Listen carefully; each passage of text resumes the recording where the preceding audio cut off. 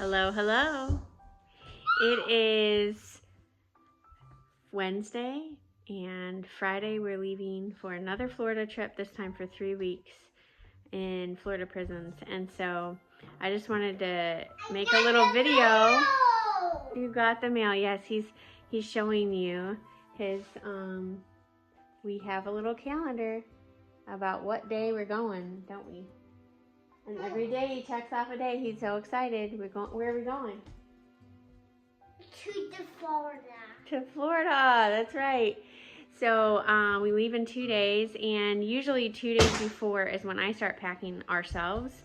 I usually don't do anything before then, because then I just have to repack stuff or wait anyway.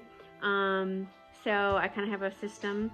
And a lot of you have asked in the past, like, how do you travel with 2 kids? And I have a couple hacks that help, and so I'm going to show you that in this video. But the short of it is our kids are just used to it. You know, they've grown up since they were tiny babies traveling on the road, and so we've just kind of expected that this is our life and this is what they have to live with. And so they've adapted very well, and they get excited when they see me pulling out suitcases and stuff.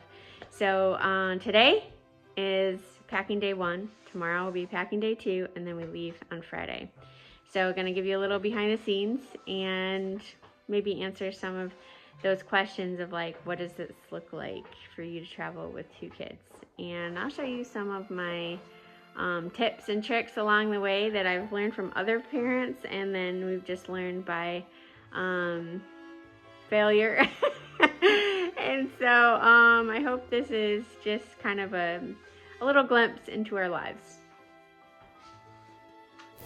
My number one hack with traveling toddlers is this over-the-door mesh shoe hanger you can get on Amazon or Walmart. I can pack both of the kids in this, just roll up their outfits and stick them in these slots, and then I can roll up this whole thing, put it in a duffel bag, and as soon as I get to where I'm going, I just unroll it, hang it over a door, and voila, no digging around in suitcases anymore.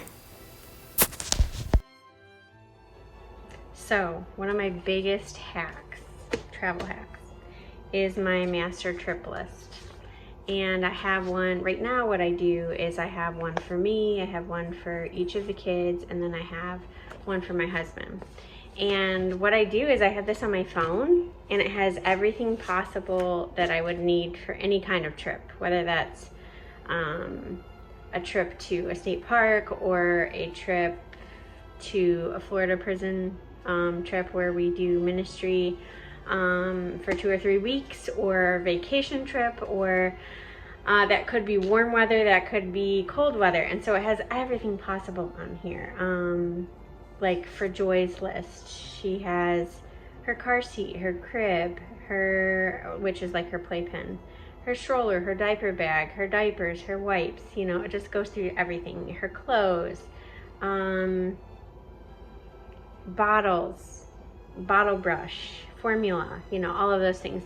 And then I have these in my phone in like my notes section, and then I just print them off each trip, and then I just go through and cross off the things that I don't need because of whatever trip we're on.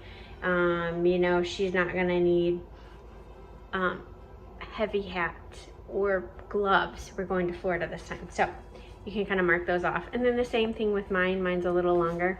And I just cross off all the things that I won't need this time. And this is just kind of almost makes it foolproof for me to forget something. You know, usually the things I forget are the things that I have to pack at the last minute.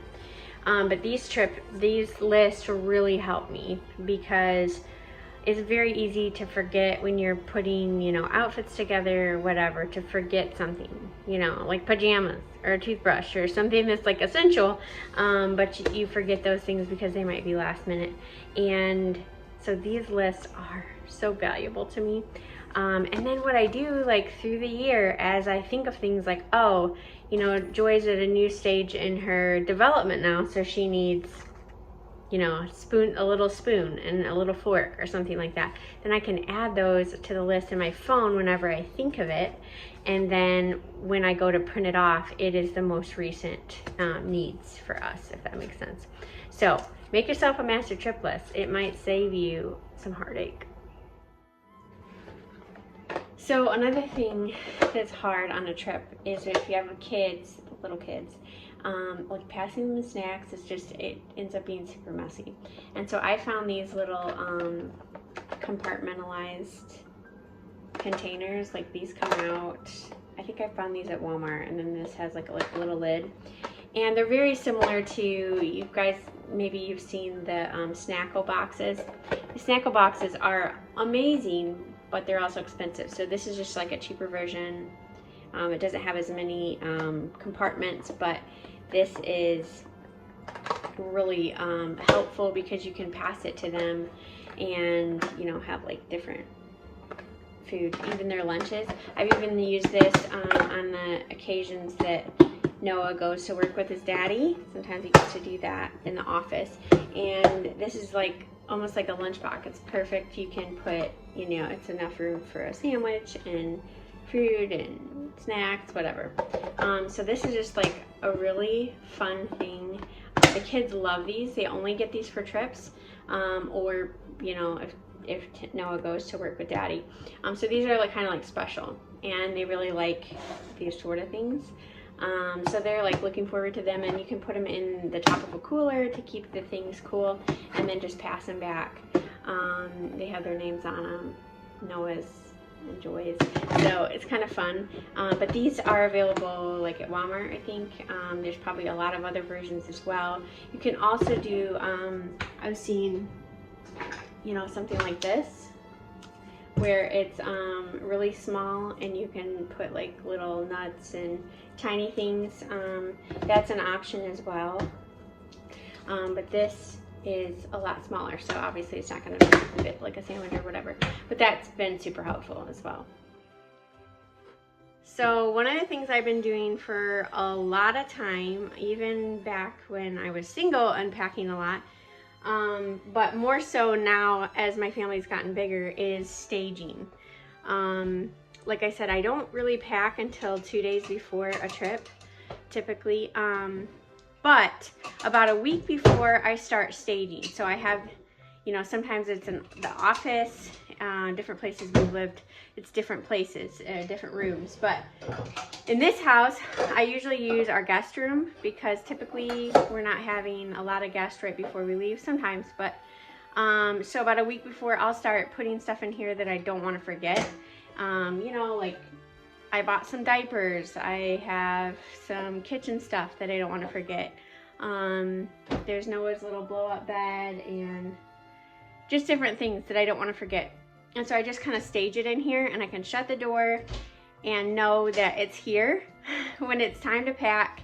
And then I also, when I start packing, I just kind of have this area that I can, you know, pack during the day and kind of shove the suitcases in here so a bunch of little hands don't get into them. You know who I'm talking about? A bunch of little hands? Who would that be? Yeah? Are you excited? Where are we going? I'll go for that, and I'll go swimming. We're gonna go swimming? We probably will. Yeah, probably will this. Yeah, okay. So anyway, that's one of my hacks, is staging things. Even if it's a closet or a small area that won't get disrupted. I think that's the main thing, is like a place that won't get disrupted, and I can kind of just shove things there and know it'll be there when it's time to pack. It'll kind of jog my memory. So staging, that's important. So for those of you that don't know, our family typically travels at least 30% of the year. So at least 30% of the year we are not at home. We're on the road somewhere doing prison ministry or traveling, you know, for various different reasons. So, and this year it looks like it's going to be more like 40%. So obviously with little people, a 3-year-old and a 1-year-old, that's a lot of travel. That's a lot of car seat time. And so what do we do? What do we do for that? So one of the biggest things that we found is rotating their toys, and we do that at home. And so I don't know, every probably 2 months, I go through all their toys and I put some of them up in the closet, and then some of them I rotate out. And it helps them like feel like it's new toys, like there's like some excitement there. And so one of the things I do is rotate some of those toys out into things that they get to play with in the car. I do have some projects that they are allowed to only play with in the car or on a trip of some sort, and so that kind of makes it new. So like we have a 1-year-old, so this is kind of like just some stuff we found online. And so this she can hold in her car seat, and it's got little pop things and lots of fun stuff. Same thing for this. Then they each have one of these travel books, and it has, you know, snaps and zippers and Velcro stuff. Lots of just like different things. This one's Noah's, so it's a little bit more entailed than Joy's. It's got clocks, buttons. So these are things that he can do in his car seat and keeps him occupied for a while. You can also zip out each of the pages and just hand him a page at a time, which is kind of nice.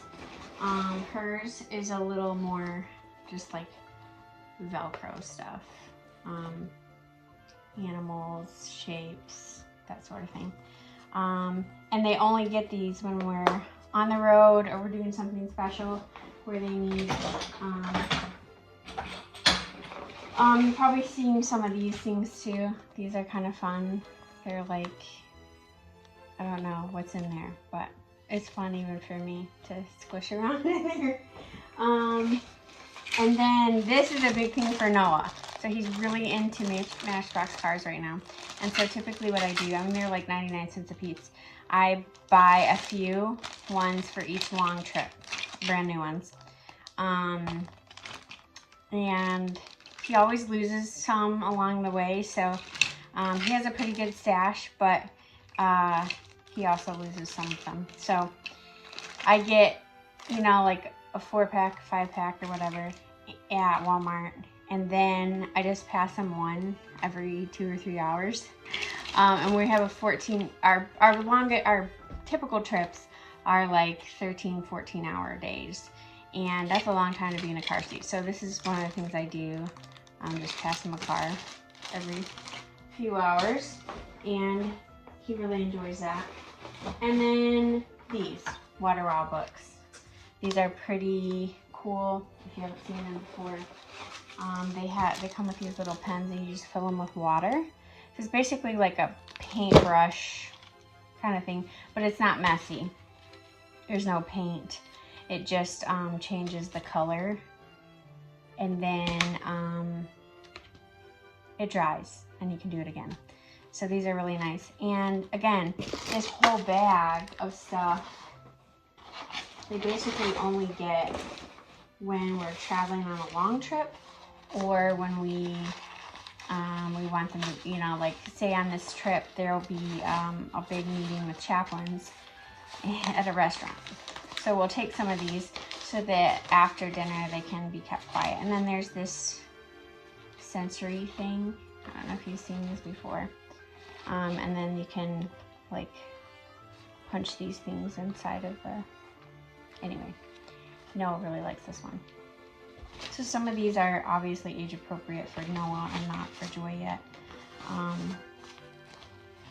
But Joy also gets, she takes a binky, she takes a pacifier, and she only gets it in bed or on a long trip. So she likes that too. So those are just some it's like an activity bag that they only get when we're on a trip, and so it keeps it new and fresh, and they really enjoy that. But I think keeping things new. Another thing we do, I forgot. Another thing we do is a lot of like books on audiobooks. Sometimes they're books that Tim and I are just listening to, and they'll kind of listen along, and it might have nothing to do with something that they understand. And then sometimes we do like dramatized audiobooks, like through Focus on the Family or other things where it'll be like a classic book, but then it'll be like dramatized and there's music and different voices, and Noah really is getting into those. And so that kind of just like keeps things fresh and moving. When we can, we try to get him out, you know, let him run around a little bit with their really long trips. And so I think they've just learned, you know, this is life. And he's already, like this particular trip, he's 3.5, and he's asking 47 times a day when we're going to Florida. So he knows when we get there, there's gonna be, you know, he knows the places that we stay. They're like a second home to him. And so anyway, those are some of the things that we've learned along the way. And of course, we're gonna keep learning because our kids are gonna get older and older, and there's gonna be things that we learn along the way that help them at different stages of their development. But right now, which I feel like is kind of a harder age because they're toddlers, there's not as much that they can do. And so we've learned some little things that help. And they seem to enjoy the adventure of it. So I don't know if that's learned or a grace of God or both, but this is part of us being a missionary family, and we spend a lot of time on the road, a lot of hours, a lot of miles. So they like the adventure though, and meeting new faces, and so that's fun. Day 2 of packing. Another question I get a lot is like, how in the world do you pack for 3 weeks or even 2 weeks when that just seems like a lot of stuff, especially with kids? So one of the things I do is I pack for essentially a week of clothes, and then I do laundry. Everywhere we go has laundry capabilities, and so I just pack for a week basically, and then make sure I do laundry. I also choose things that are more portable. Like I'm going to show you, this is our little it's our portable high chair. It just hooks to the table, and it's really easy to get up. A lot of these, you know, like the ones in the 90s, they used to be like stiff arms. This one has arms that can go under. They're kind of like, it can go under a table, even if if it has a lip. And then this one goes down pretty flat. So you can see how flat this is. Like this, it's just pretty small. And so far I haven't seen a table, and we've been in a lot of different places. I haven't seen a single table that this doesn't work on. So do portable things. We also do a pack and play for Joy. Noah's in a twin bed now, so he can just sleep on a pallet or the floor or whatever. We also have a blow-up bed if he needs that. But for the most part, he just sleeps on whatever bed is available. And then Joy sleeps in a pack and play. Now, if it's going to be a super long trip, it's going to be like 3 weeks or something. Because she's still little and her spine is, you know, she's growing. We sometimes take her little mattress. It's like a 3-inch mattress, and it fits perfectly inside her pack and play. And so that just gives a little more support for her back and stuff as she grows. But for a short trip, we don't even bother with that. So this is just for long trips and stuff, because we also have a trailer that we're taking, so we have plenty of room to put stuff in. So packing light is just like, you know, of course we have a week's worth of clothes. We have some toys or books or whatever. But for the most part, even that, we just have we have a travel bag, and then we have a bag of toys for when we get to the place that we're going.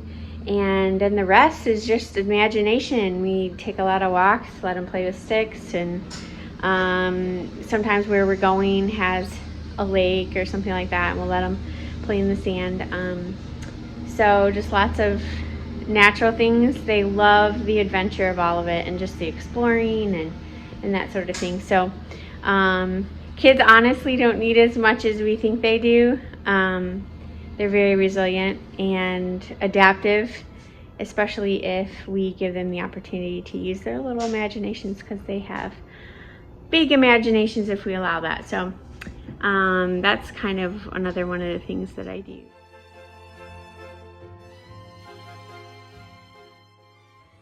Okay, end of the second day. You say hi. We're about to finish up for the day, go night-night, get some good rest, right? Because tomorrow, what are we doing tomorrow? Go put this in the